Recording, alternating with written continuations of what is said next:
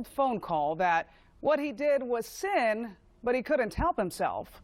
Police say he also apologized profusely and told the victim he would never bother her again. Now to news from Washington tonight. A long-delayed disaster relief bill is expected to take priority in Congress today. 236 days after Hurricane Michael devastated the Panhandle. And with hurricane season officially underway, that stalled legislation is a difficult reminder that the number of people who need relief could grow even higher. Samantha-Jo is joining us live now at 5:03 from Capitol Hill. SJ, what is taking so long to get this thing passed? Veronica, this traditionally bipartisan effort has been in limbo for months because of partisan infighting, which could be an ominous sign for future funding battles and government budget fights on the horizon.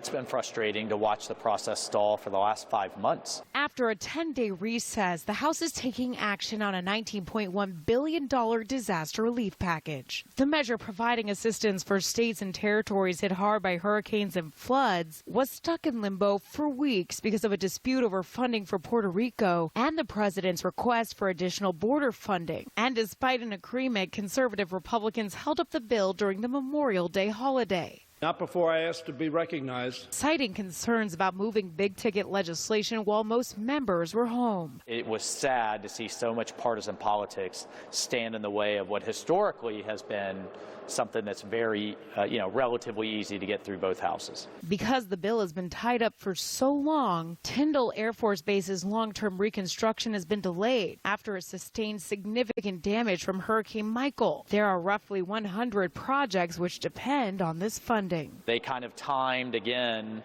they being the Air Force, when they thought a disaster supplemental would come through, which usually is within a month or two of the actual disaster. This has gone on far longer. And for a state all too familiar with hurricanes, Florida lawmakers hope this doesn't happen again. Hopefully, we won't see this again as the next hurricane season comes through.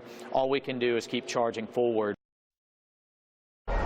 Now the bill started at a modest $7.8 billion measure and ballooned to $19.1 billion. Now this vote is expected in a couple of hours, and if the measure makes it to the president's desk, he is expected to sign it. We'll continue to keep you up to date as we learn more. Reporting live on Capitol Hill, Samantha-Jo, Spectrum, BN9. Thank you, SJ. And now, here in the Bay Area tonight, bus drivers from across